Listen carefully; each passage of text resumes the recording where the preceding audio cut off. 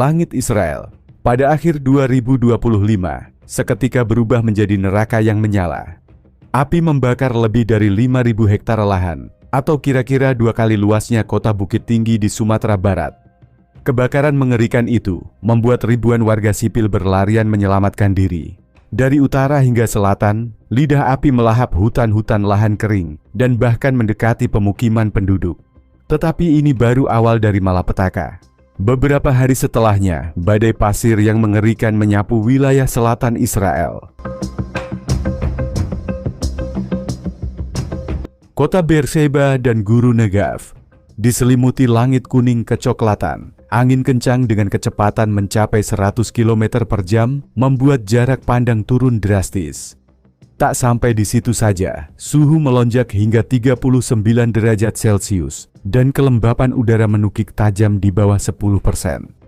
Ini adalah kombinasi mematikan panas ekstrim, udara kering, dan angin kencang membuat api kembali menyala lebih liar dan lebih tak terkendali.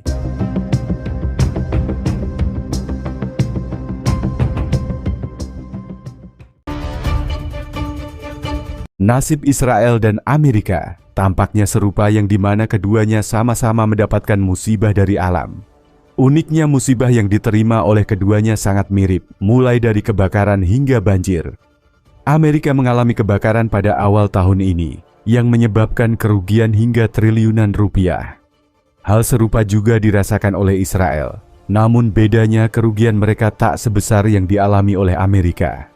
Namun pada intinya, kedua negara tersebut telah sama-sama merasakan bagaimana api bekerja dan menghanguskan ribuan hektar lahan, baik di Amerika maupun di Israel. Beberapa waktu yang lalu, musibah kembali dirasakan oleh Israel. Serangan banjir melanda Israel, bagian selatan tepatnya di kota Dimona. Banjir ini terjadi karena intensitas hujan yang sangat deras, hingga mengakibatkan genangan air di mana-mana. Tentu hal ini merupakan momen langka yang dirasakan oleh masyarakat Israel.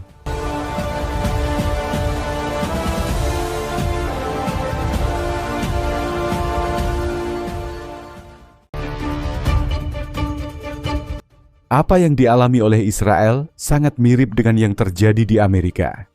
Sebelumnya negeri Paman Sam tersebut juga dilanda banjir yang cukup hebat, bahkan saking parahnya banjir tersebut sampai membeku. Hal ini dipengaruhi oleh cuaca ekstrem yang ada di sana, hingga membuat air yang seharusnya cair menjadi membeku. Momen ini membuat warga Amerika harus bekerja keras untuk menyingkirkan banjir beku yang ada di lingkungan rumah mereka.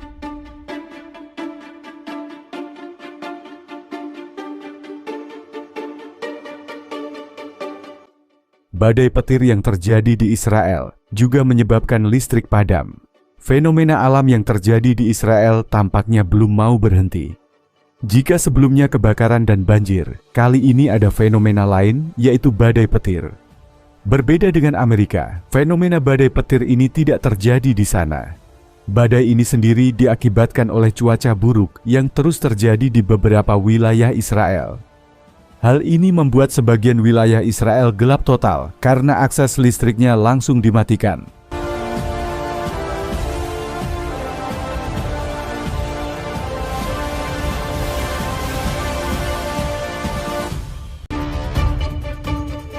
Dengan kondisi seperti ini, pemerintah Israel menyeru semua warganya untuk berdiam diri di rumah dengan tujuan supaya mereka selamat dari ancaman apapun.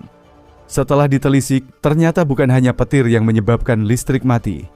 Banjir yang melanda kawasan Israel juga menjadi penyebab utama karena merusak beberapa jaringan kelistrikan. Pemadaman listrik yang terjadi di Israel hanya terjadi di beberapa wilayah saja. Wilayah lainnya masih normal, seperti biasa. Namun paling tidak, hal ini bisa menjadi peringatan dari alam untuk Israel. Karena selama ini, negara tersebut seakan tidak kapok melakukan serangan ke Palestina, bahkan mereka sampai memblokade bantuan pangan yang ditujukan untuk rakyat Palestina.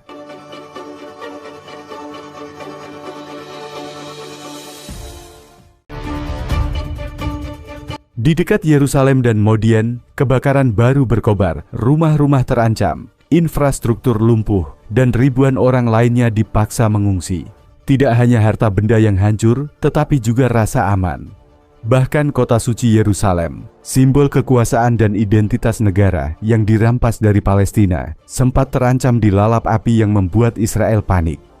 Semua acara untuk perayaan Hari Kemerdekaan yang memperingati berdirinya negara Israel pada tahun 1948 dibatalkan. Ironisnya di hari yang dirayakan Israel tersebut, tepatnya tanggal 15 Mei adalah simbol luka menggangah bagi rakyat Palestina. Mereka menyebutnya Nakbah atau malapetaka, hari di mana rumah mereka diambil, keluarga mereka diusir, dan desa-desa mereka dihancurkan oleh penjajah Zionis.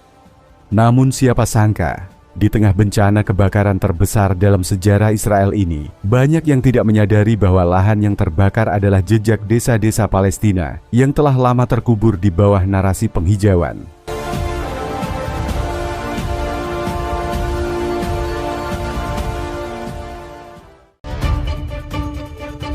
Pada sebelumnya, alam telah memperlihatkan amarahnya pada tahun 2010. Israel juga mengalami salah satu kebakaran hutan terburuk dalam sejarah kebakaran hutan Karmel. Api menyebar cepat karena hutan buatan pinus yang mudah terbakar. Tragedi itu menewaskan 44 orang, dan kini tragedi itu terjadi kembali pada 2025, membuat sejarah itu berulang, tetapi kali ini dengan skala yang lebih luas dan lebih brutal. Lebih parahnya, dalam banyak kasus pemerintah Israel justru menyalahkan warga Palestina. Mereka menuduh bahwa kebakaran dilakukan secara sengaja oleh warga Arab atau kelompok perlawanan. Narasi ini berulang terus bahwa Palestina adalah biang kerok dari aksi kebakaran tersebut. Meski pada kenyataannya, kebakaran ini adalah hasil dari perencanaan ekosistem yang buruk, kesalahan historis, dan kesombongan penjajahan. Padahal jika kita telusuri lebih dalam, para pengamat lingkungan telah berulang kali memperingatkan bahwa proyek penghijauan Israel adalah kegagalan ekologis. Pohon-pohon buatan itu tidak sesuai iklim, tidak cocok tanahnya, dan sangat mudah terbakar. Bahkan sekelompok aktivis lingkungan menyebutnya sebagai gurun pinus karena tidak ada kehidupan yang bertahan selain pohon asing. Bencana alam memang bisa datang kapan saja. Tapi dalam kasus Israel, kita tidak bisa menutup mata bahwa kebakaran ini adalah buah dari penjajahan.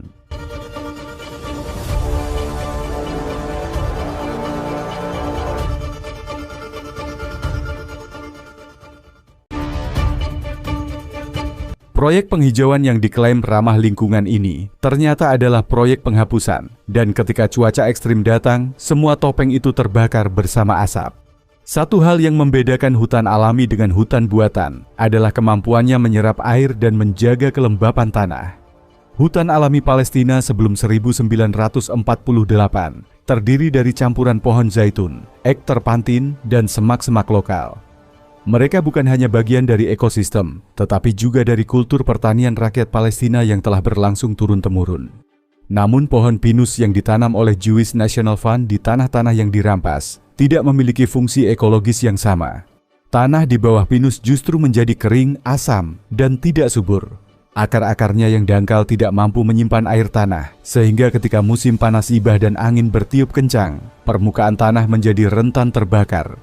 Namun meski memiliki efek samping yang mematikan, mengapa Israel tetap teguh membuat hutan buatan?